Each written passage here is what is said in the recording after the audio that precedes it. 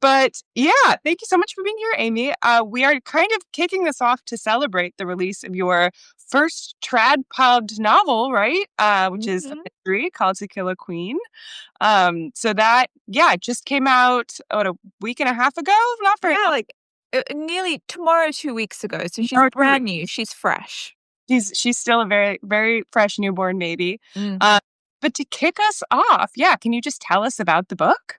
Yes, I would love to.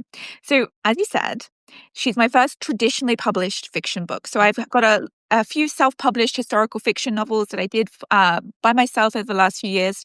But this year is my first time working with a traditional publisher, and we've got To Kill a Queen coming out. So, she's a historical fiction as well, but she's a murder mystery. So, my first kind of diving into this new, like, detective realm, which was so much fun. And also a really big journey for me as an author, like, moving into traditional publishing, seeing how that feels for me as a creative. Lots of new things, but lots of really beautiful things. And it's been so lovely to see my book baby being actually read by people and being out in the world.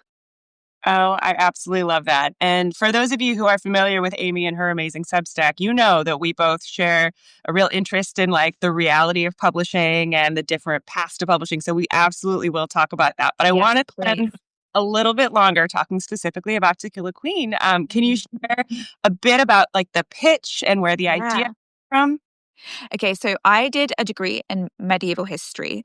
And as I was doing this degree, I was like, the stories are just writing themselves at this point. I was like, who can do a degree like this and not just immediately write novels? And so this book, just like all my other books, is based in a little reality of history, which is that someone nearly shot Queen Elizabeth the First. And so that's where my book begins, is that someone has nearly assassinated Elizabeth Tudor, the Virgin Queen.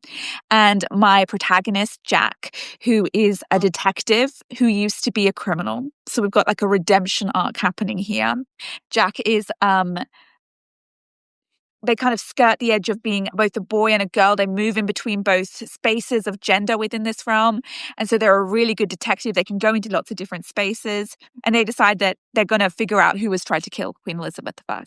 And we go on a big, big journey of politics, of the dark underbelly of Tudor London, and also of Jack's personal world of like trying to be better than he was before. So it's a big story, but it's a juicy one. Yeah, that's so fun. So you said that this was sort of inspired by your real life, stuff that had happened in reality and expanded Yeah. that into a world. What were your, and thank you for holding it up. I have it on my Kindle, so please just keep bringing that up for us. I need the thumbnail for the video so we can tell everyone to go buy it. But my question was, what was new and different about turning this into a detective novel, and like, what did you have Mm. to learn to nail a thriller for the first time? Yeah, I mean, totally different genre. All my other books in the past have been romances or more traditional, like women's fic, and so it was a whole new genre for me to learn, which was really exciting for me as an author. Like I've consumed a huge amount of murder mysteries and detective novels, and from everything from Agatha Christie to like binging Jack Reacher, but to learn all the beats, there are just a lot more so there's a lot more structure in a murder mystery. And I had to learn like when things needed to happen, and I could feel when my pacing was off, and there were a few tropes that I wasn't familiar with, and it was a whole new learning curve for me, but really, really fun. And like quite a lot more like architecture to a murder mystery novel than to any other novel I've ever written. Yeah, I remember when I set out to write my first novel, which ended up being The Lost Night, a murder mystery, Mm. sort of like, well, this will be easier because there's such a sort of, formulaic has a That's what negative, I thought. but I think formula in a sense is really Yeah, no, helpful. I Like, agree. sure. And then I actually started writing it and I was like, oh, this is incredibly hard because I think it's harder. right? You're like keeping the ball under the cup through the whole Yeah. thing. Like you don't know who your antagonist is. You're keeping so many secrets. So did you kind of learn it by studying all of the some of your favorite books and deconstructing them? Did you have resources you went to? Yeah, so I really tried to unpick a lot of my favorites, being like, what are the beats within these books? But at the end of the day, I just wrote a very bad first draft. And I didn't even know who was the murderer until about 80% of the way through. I discovered who the murderer was just before Jack did, you know? And so a lot of it, I think, was trial and error. I think the second and third drafts were me really trying to put in that structure to it and putting in those beats. You know, the thing of like the detective doing the recap of everything they've ever learned, you know, that's not something you do in any other story, really. And like learning those kind of things. And I think a lot of it was I was reading a lot of not historical murder mysteries, but other sort of detective novels, and just noticing, paying more attention to how is the formula, and how can I make the formula work for me. And again, I agree with you. I think it's harder than just writing another or less genred book. Yeah. But maybe it's because I don't like rules or I don't love structure. Yeah. Well, how did you sort of find your way in? Because I think of you especially as somebody who's so, creativity is a lot of your brand, right? And we're going to talk Yeah, more yeah, about yeah. that recent book, but how did you decide like when to break away from expectations and genre expectations and when to sort of stick with the formula or the architecture, as you said?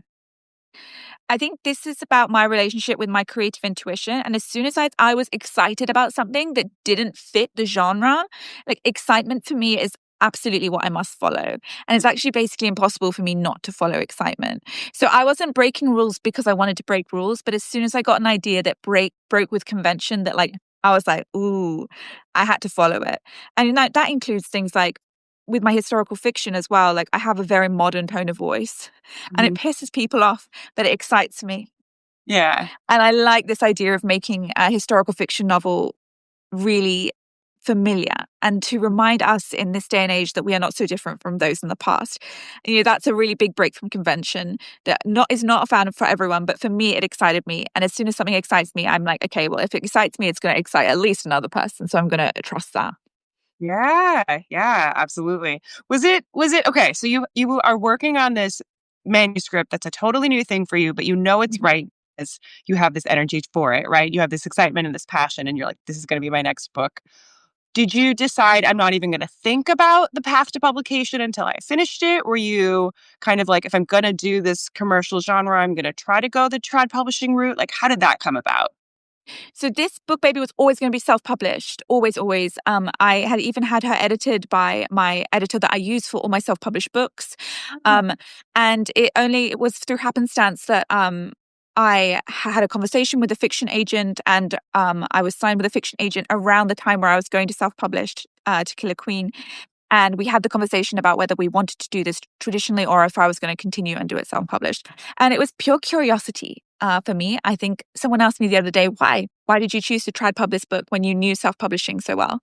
And I wanted to know what it would be like to traditionally publish a fiction book. And so, yeah, it's been a really interesting journey, certainly extremely different to self pubbing, but I'm really glad I've had both experiences now.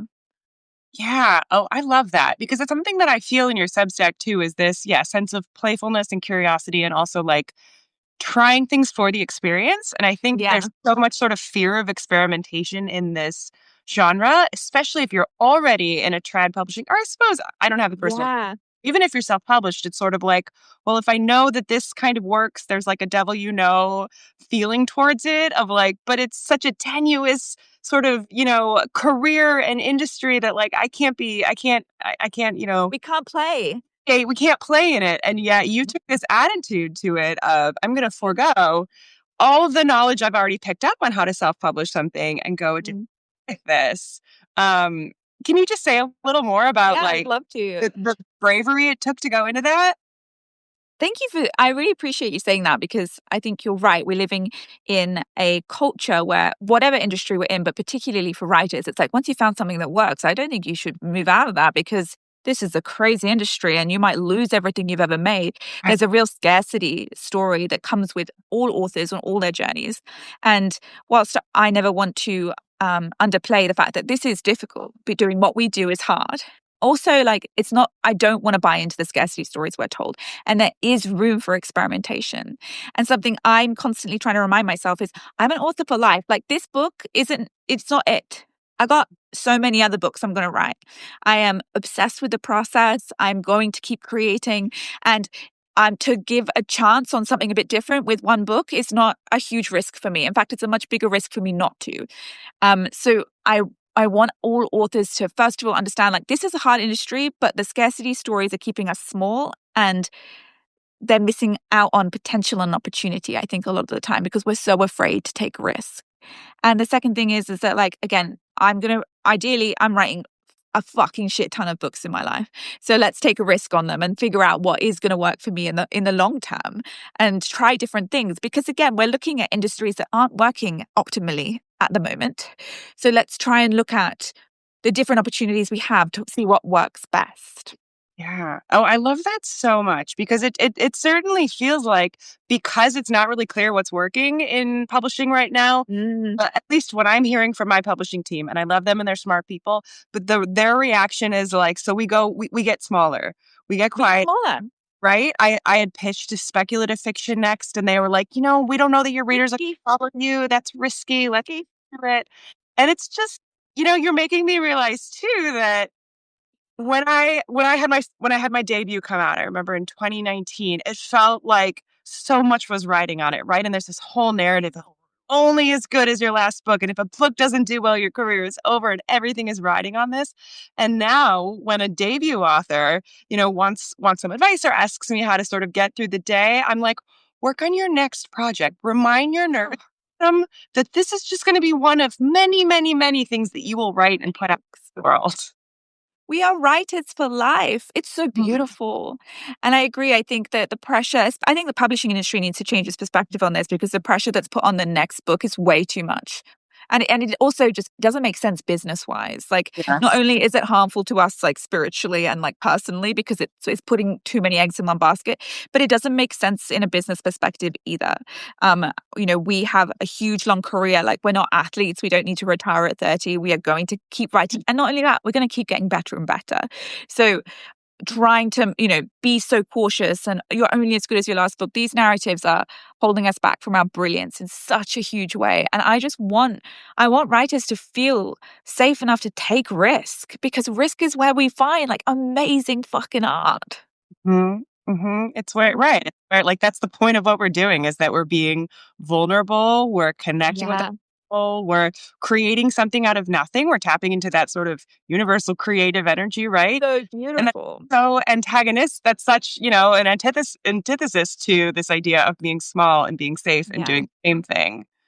Yeah. I agree. I feel I've been having a conversation a lot recently about how, with the algorithm, with AI, and with especially with the publishing industries, but you see it also like in the movie industry, you see a lot of these industries being incredibly cautious. They only want to make what's been made before.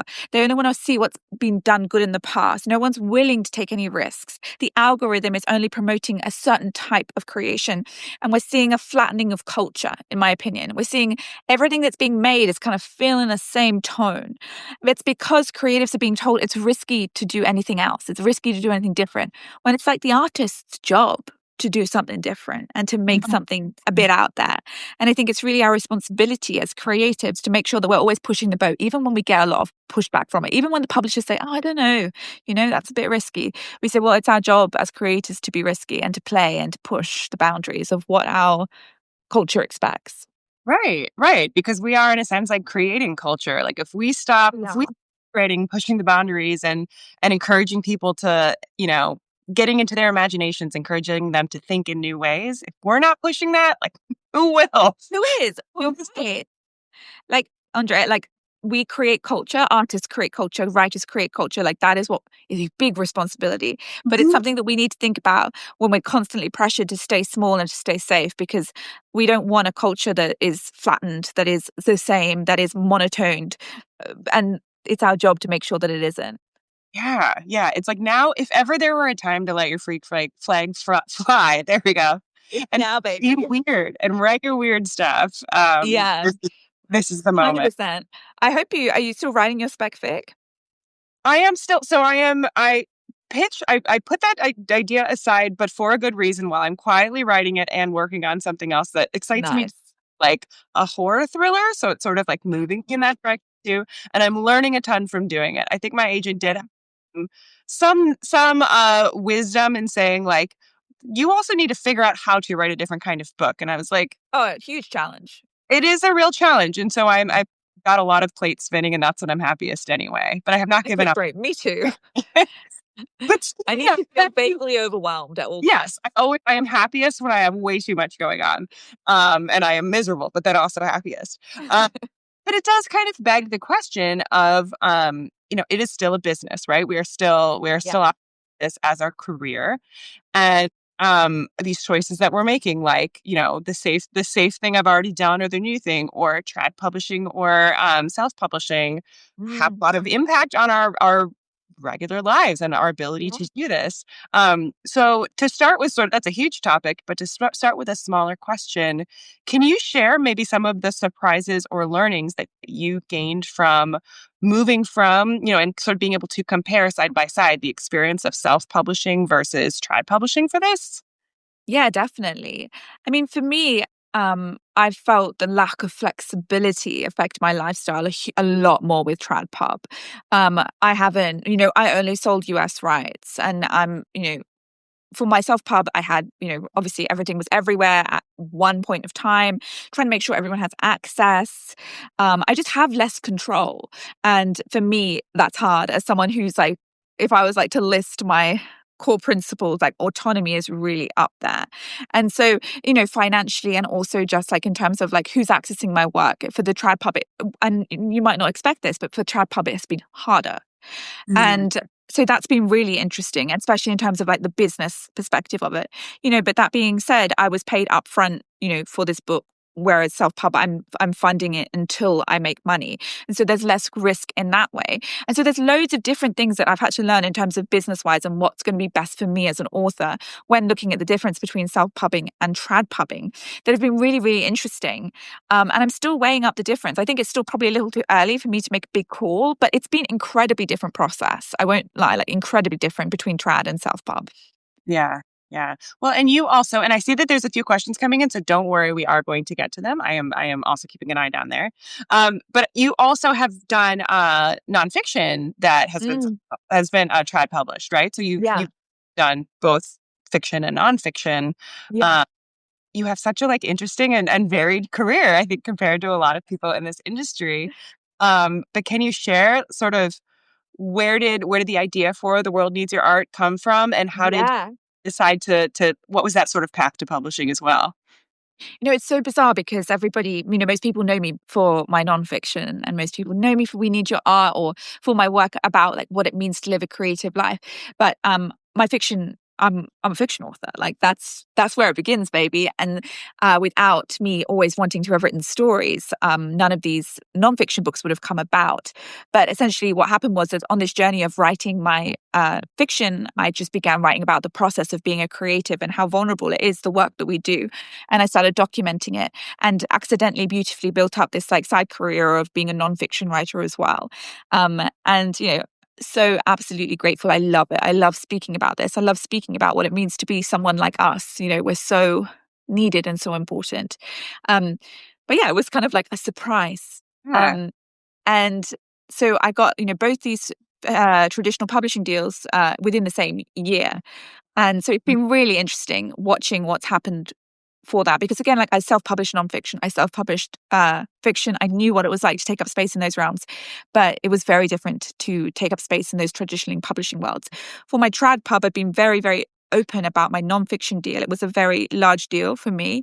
And there was a lot more of a push for it to be put out there in the world because it was such a big publishing deal. So it was different, and I can't see myself having made the same impact as a self pub as when I've got the support of those publishers behind me with the trad pub. But yeah, still fascinating the differences between those two processes. Yeah, yeah, very different. And if anyone here is listening or following who is not already familiar with Amy's Substack, it's incredible. Sign up immediately.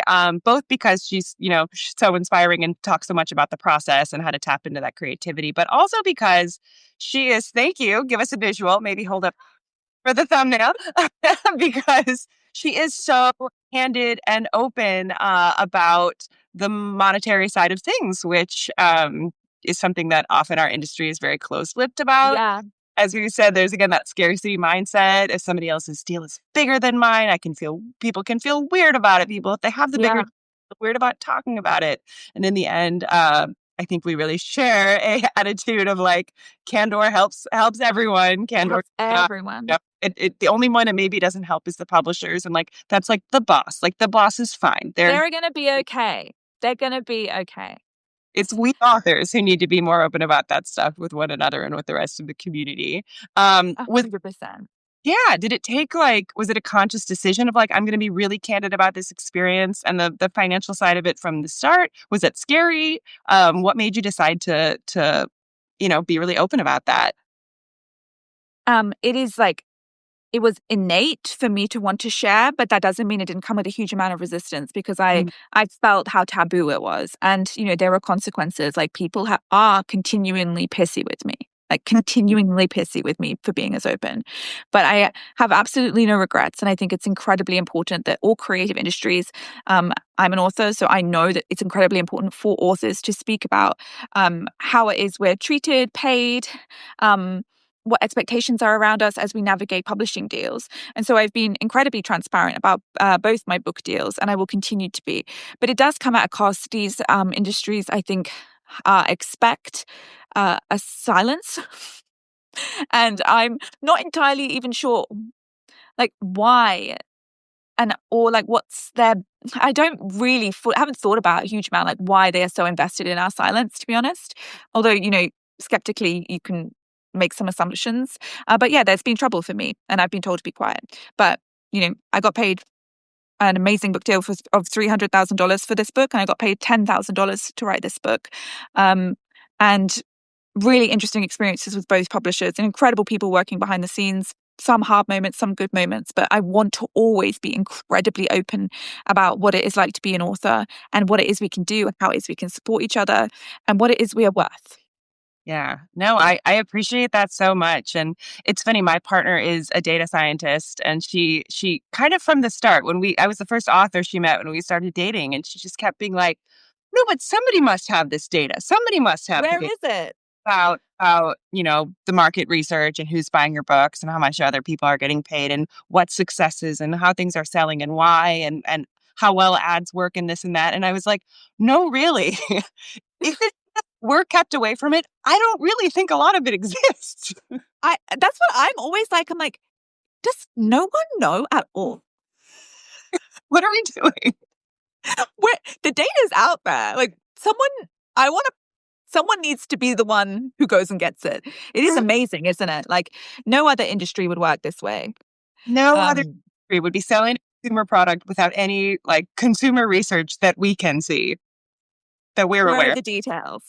I know. I mean, I'm married to a very data-driven person as well, and like the hunger for the data. And there's not a huge amount of answers. So I will give as much data as I possibly can to your partner, to my partner. Let's talk about it as much as we possibly can. Yeah, yeah, no, something I've loved, your partner, it's a he, right? Yeah, yeah. He has I seen he's sort of like piped up in some of your posts about there was one about like how audiobooks are selling and like really Mm. the numbers and like it's just yeah, like nobody's sharing this stuff. No one's No. Yeah, sometimes James will go. I mean, I think James may have more information than all the big five publishers combined because he goes like for a fucking hunt. And I think with self-publishing, we have so much more access to data. I think that's been one of the really big parts that has been hard with TradPub. It's just a complete blindness as to how I'm going and how I'm selling. And when I do get data, it's only through them with no real understanding where the data is coming from. Whereas with self-publishing, like, I mean, it's not me. I'll put my hand up for that. James goes and does, as much behind the scenes research as he can. And especially for some of these newer platforms, like the tech platforms, because the tech platforms care about data, we'll see a lot of those numbers coming through. So we can keep a really good track, for example, of my audiobooks, which fortunately sell really well. So we can see what those numbers are for my self-pub. But, for To Kill a Queen, we'll have no fucking clue about that audiobook because, again, that's just the give and take of being trad pubbed. Yeah. Is there anything that you are doing for your trad pubbed books to sort of, collect some of your own data that maybe wouldn't be, you're sort of going renegade to like use trackable links to things? Like, is there anything you're doing to sort of Yeah. fill in those gaps? I mean, we've got, our website links, and I always make sure that my book whenever I share my book, it's through my website. So I'm never sharing a raw Amazon or a raw Penguin or anything like that. I want to see what's coming through my own website, so I can at least see like click-throughs. And then James does the best he can in terms of the back end of Spotify and audio. We don't get quite as much information with the Trap Hub, but we still get a little bit. So we do what we can. And also I just pester the fuck out of these poor publishers. Yeah. And I'm so annoying. And I just message them all the time. What are the numbers? Can you tell me what's this? And they eventually will tell you. And I think I can see them thinking like, how long is she going to do this for? But these book babies are my babies for life. So I'm going to keep going, you know? The answer is forever, probably. Yeah. As long as it's see, that is super interesting to me. And for the sake of, I know we have readers, listeners who are published authors themselves, like, what's an example of a specific thing or two that we could be asking our publishers for that most authors aren't? Yeah, I mean, the big one is that I'm always asking for, I want to know how many books they've sold to retailers. So not what the retailers have sold, but like how many books have they sold to retailers? And then the actual book count, like how many books have we physically sold, or an audio and ebook. And again, like, I mean, Australia, for example, for my nonfiction, they've got all the information, but they never know how many audiobooks we sell. You know, like there's always like some sort of, each region has like some sort of huge data hole. I'm like, how is this possible? But it is interesting. There's always like gaps in the information that we have to piece together kind of ourselves or just assume. But I'm always trying to get updates on what's happening, on where the books are selling, what format they're selling in, and how many they're selling to retailers at the same time. Yeah, no, that's so smart. I mean, I feel like a theme of Get It Right is like, no one else will care about your book as much as you do, right? Like, you are one They're of the parents. publisher, to your agent, to your publicist, to your marketer, to all of them. You are just one of many people they're dealing with. You are the only one whose full attention is going to be on this book, baby. So, 100%.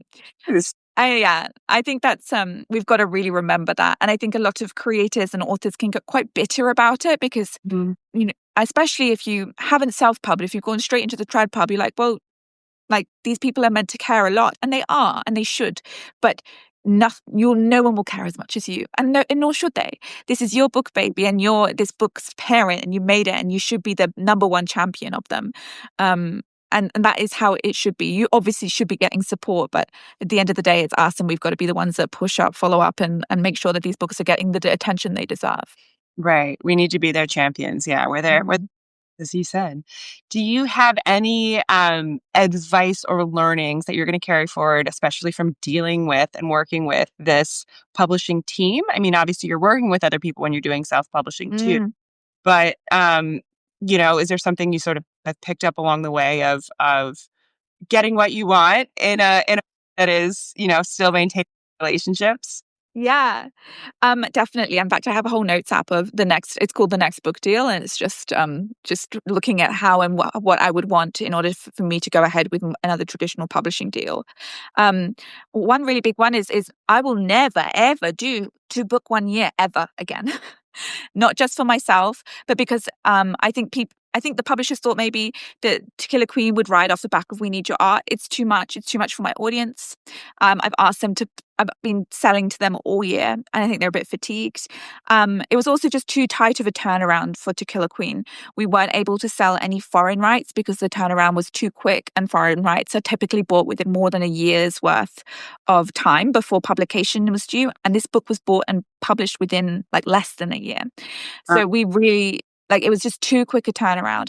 I can't believe I'm saying that because I've literally no patience for how slow publishing is. And I don't. And why does foreign rights take a year to do? But the fact that this is only available in the US has been really frustrating for me. You can buy it anywhere else. It's just that it's all being shipped from the US. So I will never do to book 1 year again. We need space for them to have their own breath and for them to be able to take up their own space on their own terms. And also, like, I'm fucking pooped, Andrea. Yeah. I don't know how you did it. That's incredible. I'm so tired. So that was one of the really big lessons, and making sure, again, that's that scarcity thing. It's like, oh, I'm being offered a book deal so soon enough, I've got to grab it. Otherwise it might go and I might never get one again. But just knowing that, like, there's the scarcity stories are pushed on you to keep you small, and you're allowed to articulate what it is you need as an author. A first-time author, 100% you're allowed to articulate your needs. Like, you're a human fucking being. You're a creative who's written books. You deserve to articulate the needs that you have and make sure they're heard. Yeah. Yeah. No, that's so smart. And I think that's, yeah, really important learnings and a really important mindset shift that all writers need to keep in mind because Mm. yeah, it feels like if there's an opportunity, I can't possibly say no. It would be the wrong move, Yeah. bite me in the ass. And it's like, I think something I have learned in being, my first book came out, 6.5 years ago. Mm.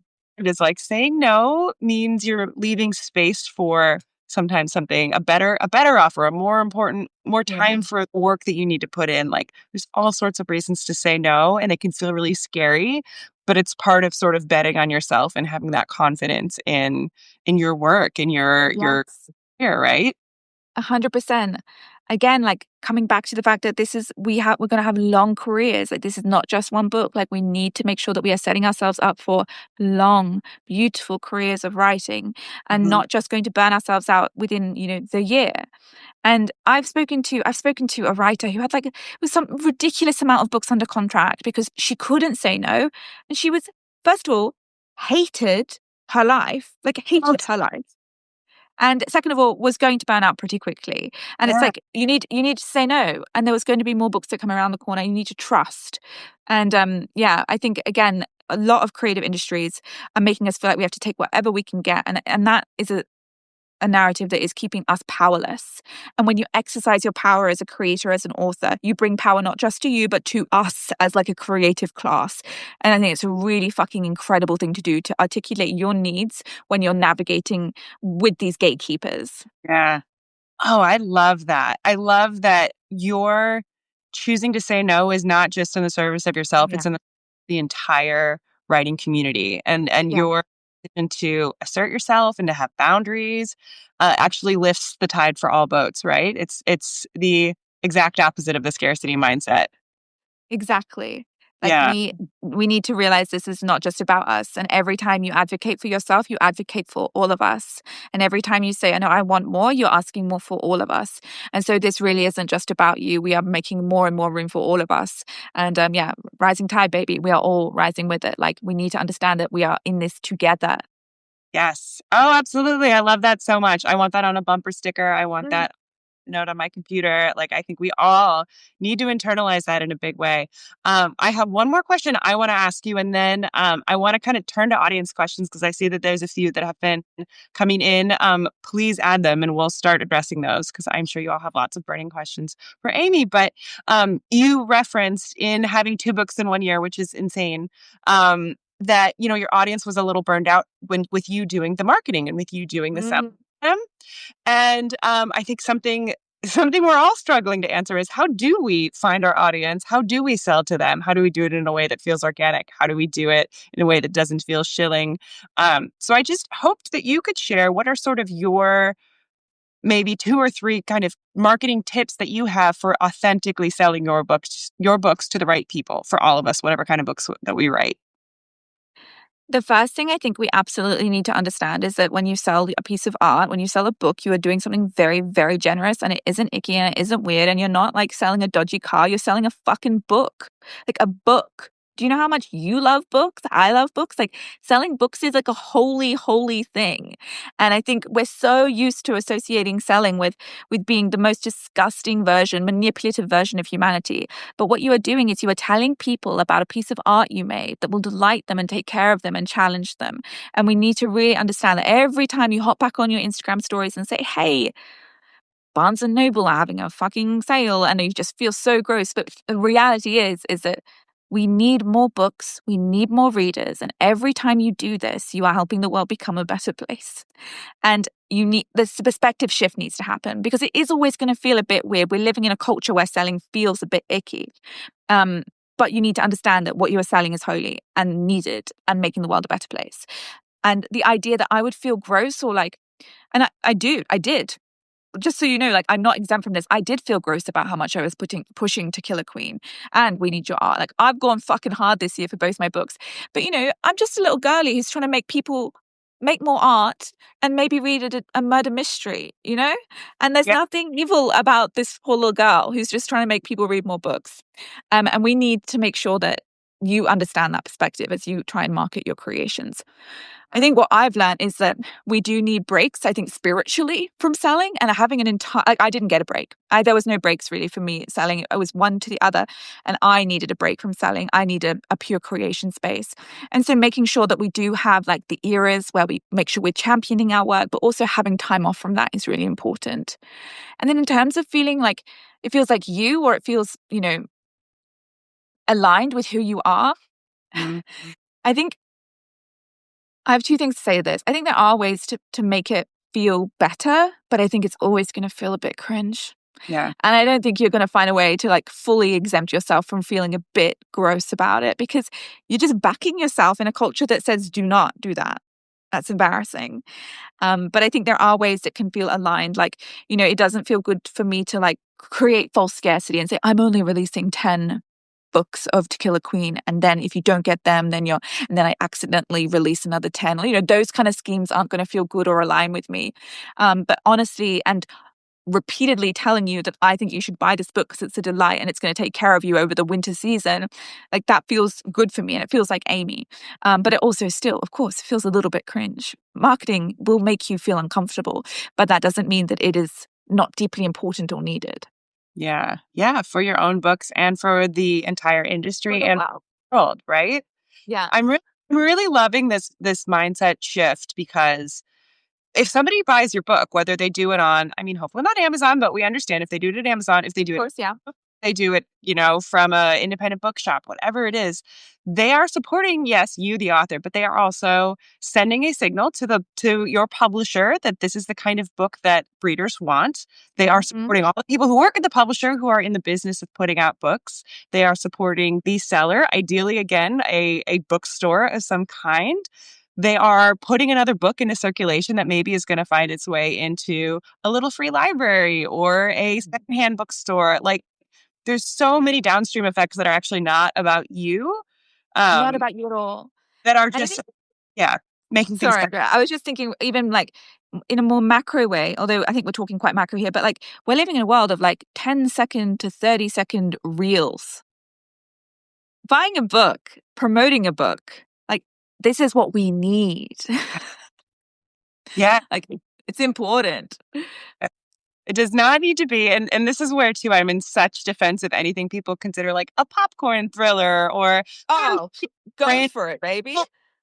a graphic novel, a comic book, whatever it is that people are reading and are excited about. Like, you are not looking at a screen unless it is a, e-reader. You are not getting into that loop, that dopamine loop that's making us all feel more disconnected and more miserable. Instead, you're doing something that's nourishing your brain and making you feel more connected to humanity. So there's no downside to getting your book into There's people's no hands. downside. It's not selfish. It's not selfish. It's deeply important. Like Mhm. it's so important. And I think, yeah, having that mindset shift of, almost like, even though when you're like being like, you should buy To Kill a Queen, it feels so like self-indulgent. It's like the least self-indulgent thing you could ever do. Yeah. Like Yeah. this is so much bigger than you and your book. It's about you and your book, but it's also so much bigger than that. We're promoting and cultivating a culture that enjoys art and enjoys long form reading and enjoys like opening our eyes to new experiences. And that's a really important role of the creator in our culture. Yes, yes, that increases empathy and attention instead of like banning books. Like, this is really, really important. This is the opposite of that. Um, I lied because I said that was my last question, and I'm actually going to ask one more that is off of something you said, and then we're going to start jumping to listener questions. But you mentioned needing that time and space for yourself to create, and how even in the marketing sort of vortex, you need to have that sacred space. Um, what have you? And I know you said it didn't actually go that well because you had two books in one year, which again, hats off. But how do you make that distinction, whether it's within a season or within a year or even within a day? What's sort of Mm. your approach to the balance of being the business of being an author, and the sort of creatorship, the Yeah, creative? beautiful. The way that the way that I do it mostly is by making sure that I always create first. And this is just helpful for me because it reminds me and my brain that like that is what I do first. Like it is my highest priority. You know, we can be absolutely fucking guns at promoting books, but it doesn't matter if you never write books. So I write first thing, and I'll always make sure that my energy at its best, which for me is morning. I'm not an early morning girly. I always say I'm more of like a middle of the day girl, not a night owl, not a morning owl, but or whatever. But I make sure that the best version of me gets my creativity like work. And then I'll do business at the back end of the day. I'll do marketing at the back end of the day with my less good brain. But they're both important, but writing the books is more important. So it's always about on a microcosm, on a day by day basis, I create first because Right. that's the most important thing to me. And I have created all through this year. I wrote a sci-fi book with James, my partner, and I've been writing a follow-up to this. But I need a little break from from holding these babies. Yes. And I think having a full time off over Christmas and the New Year of just getting to create without needing to push a creation is going to be really important for me. Yeah, yeah. I love that. I love that. It's like you're teaching your system like this is what I give. This is what's most important because this is what I give Mhm. myself to. I'm like, Yeah, exactly. love that. Thank you for that answer. I am going to they make it really hard for us I to know. but I'm going to find a way. So forgive my awkwardness as I do No, this. go for it. It's been great questions throughout. Lots of people joining, which is great, but why doesn't it make it easier for us to actually see we love all of you for being here. I've been enjoying listening to To Kill a Queen on Spotify. I would love for you to narrate other writers' books, Amie. What That is a compliment. not a I question. had to another really difficult thing about TradPub was how hard I had to fight to narrate my book because it is not normal Mhm. for an author to narrate fiction. But I narrated my self-published books and I love it. It's so much fun. It's so playful. They had me listen to all the people, the proper actors who auditioned for this. And they were like, listen to them. They're like properly trained. And they made me audition and I really, really pushed it. And I said, they were like, we think they chose an actor and they said, but if you really want to, you can do it. And I said, well, I really want to. So I did it. Good for you. I love that. And here's a compliment backing up that your instincts were correct. Yes. Voice. Their hearts are going crazy. I love that. We have a question from Marisha. Do you both work with editors when self-publishing? A better question for you because I actually have only done tried published books. Interesting. Yes, so I do work with an editor whenever I self-publish. I work with an amazing editor called Kate, and she does editing for TradPub as well, but she also does like I can employ her as a self-published author. Amazing, like just as high quality as the editing I got when TradPubbing. The only difference I find is that she has less meat in the game, like she doesn't need this book to do well for her career to do well. And I enjoyed working with editors who had kind of something on the line with these books. So it was like not just me with something on the line, but these editors cared about their career because of my books. And I actually really enjoyed that because it felt more of a collaboration. Yeah, yeah. I know. I love that. I think it's really common. I think it's becoming much more common too to Mm. with editors, whether you're trad published or self published, actually, where more and more trad published people are like adding that step in, and Mm. it makes sense if that's like what is going to help you feel supported, have this outside brain on your work. Like that makes a lot of sense to me too. Yeah. Um, I'm going to okay. So there's lots more kind words for you for your audio narration. Thank you Oh, guys. I love this. I'm so I don't grateful. feel burnt out by your marketing. I like you selling it to me. It inspired me. I love this. Echoing what Suzanne said. Don't feel like I have read a murder mystery since I was in high school. I'm 36. I didn't know I would love it so much. Oh, that's so lovely. Guys, Do you marketing know, will I all had a really interesting Substack sent to me today by James, and it was about it was a reader of someone had bought We Need Your Art, and they had basically documented the fact that I had to tell them to buy it 13 times before they bought it. 13 times. Yeah, that number keeps changing. It used to be like, oh, they need to hear about it 5 times before they'll buy it. And then it was like, But this that, particular reader, she clocked it. She was like, it was 13 times. And like, it was just such an interesting essay, because first of all, it was like very personal. It was about my book and how long it took her to buy my book. And, it reminds me, like, you feel so annoying being like, but this is what it takes. It's interesting. This is a bit of a side branch, but like I found out for this book that compared to my other books, my publishing team, and again, I've been with Penguin Random House, all 5 books, was going to invest a lot less in advertising and like on and with social and on search results and stuff. And they were like, because we're just not seeing a conversion, like it's just not working. People aren't clicking through. And I said, but like, if they need to see it 13 times, isn't this one of the 13 times? Isn't this one Yeah. have to get it in front of them again? And they were like, no, just kind of like cut that off at the pass. But it does sort of nod to their credit, I guess, the difficulty in actually tracking like what converts, right? Like what It works. does. And I think this is part of the problem with all of these conversation is like, first, no one knows. But And it's just, we've just got to throw a lot of shit at the wall.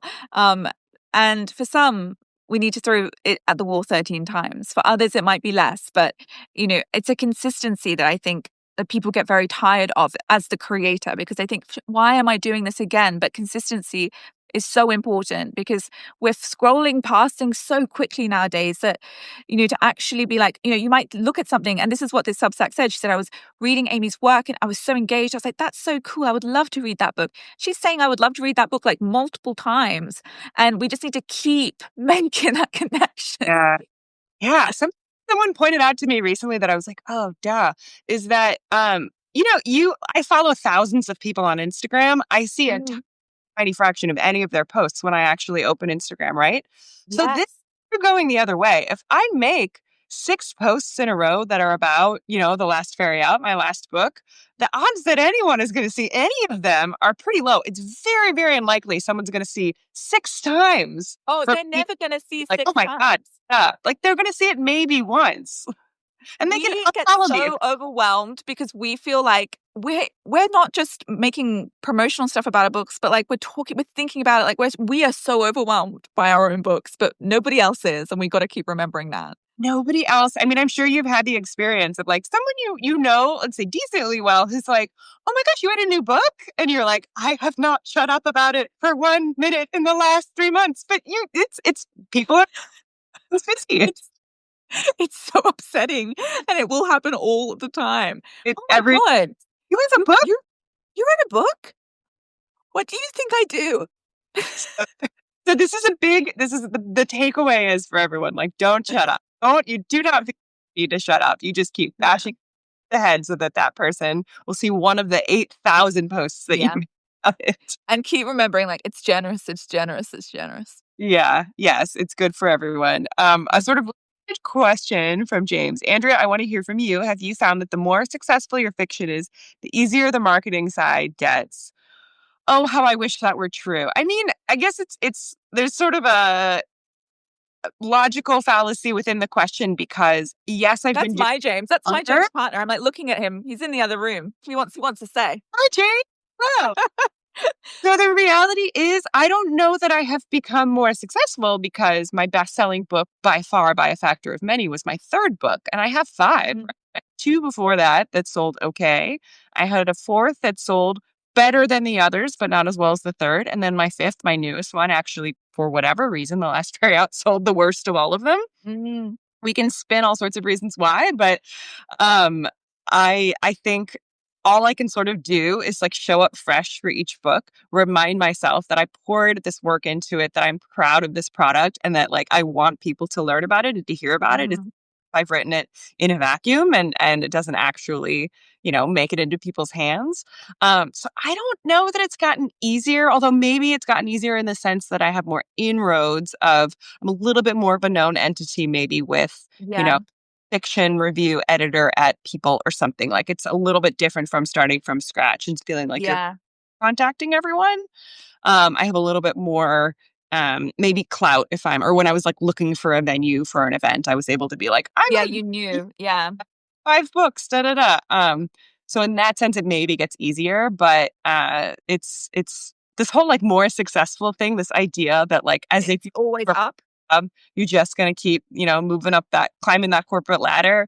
We know that's not, Yeah. and we do it anyway. Well, I was thinking about that today. Like, because I'm obsessed with writing books, like, I'm just going to keep going. And even if it isn't that linear, and it won't be because, I mean, no one has a linear journey. We're just going to keep writing books. So, Yeah, yeah, we just keep doing it, and yeah, we just keep doing it.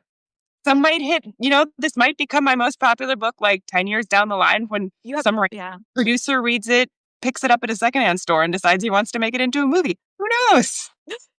I was writing about that the other day actually because my books tend to have really long tails. So regrettably, I'm about to cause trouble, which was my last fiction book before To Kill a Queen. Like really, really shitty first 6 months, and then just like very slowly but consistently just started growing and growing and growing. And I think a lot of us, because of the culture that we're in and because of this algorithmic social media idea of like, if you're not viral within the first week, then you fucking suck and you should give up. It's like really, it's not true, and it's not beneficial for these books that can, and these creations that can gather steam like 10 years down the track. Like, these babies are alive and in the sun for the rest of our lives, and Yeah, we need to understand that they can find their audience a lot later than we might expect. yeah, they can have long tails, and that's really, yeah, that's, I don't know, such a beautiful thing to keep in mind and to see happen with other people's books. And yeah, you could like win that lottery and have a book kind of take off in an unexpected way at any point once it's out, and that's Any, great. Not a lot of industries like that. yeah, like tomorrow, Yeah, maybe. again, that would be totally great. I'd be very Be into that. fine. I'd be fine with that. I am scrolling again through our tiny little screen, and it's just lots more love for your voice acting, which I love. I love Oh, to, it just makes me so happy. and they're awesome. But if I listen to an author's podcast and then they have a different reader for their books, it really throws me off. Okay, well, that's a great reason for you to be doing it. Um, I need lots of reminders, especially as I'm a neurodivergent person. That could be in reference to a lot of things that we've talked about, but maybe our wild marketing reproach. Yeah. It feels so redundant to keep pushing content, but you're right. We have to keep going, especially if people aren't seeing it. I just feel like those who have seen it are tired of me. Lol. I feel that in a big way. Yes. I don't know what we've got to do, but like, I need to learn for next time. Like, how do we take care of that part of ourselves that's telling us those stories? Yeah. Because it's Yeah. not useful and it's not true. But like that feeling of, oh, like I've literally posted something and watched it go up on my feed and yelled, "Shut the fuck up, Amie." Like, shut up. I'm so tired of you talking about your book. No more. No more. Shut up. Just be quiet. Yeah. You do kind of have to bring a different, side of yourself. It's the marketer, right? You do bring a marketing Yeah. self when you're making those videos and like having all this enthusiasm that you don't necessarily feel. And sometimes, yeah, you're just like, what the fuck up? Like nobody, I don't want to, Yes. we got to fight through that. Yeah. Maybe we need like a drum circle support group, We like do. team it out. Like we all bring our very tired marketing selves together and we all just like get out Let's our go. rooms and then we can just move forward. Like that's my pitch. Yeah, I agree. We should have like a giant Zoom call where all authors get on and post their annoying post all at the same time, and we just destroy each other. We just destroy, yeah. Like this is the most embarrassing thing I've maybe ever uploaded. Let's watch. And then we should Let's go. I couldn't get this line out. I had to re-record this 14 times to say this once. Fan said, is the Inspired Collective like that? A drum circle.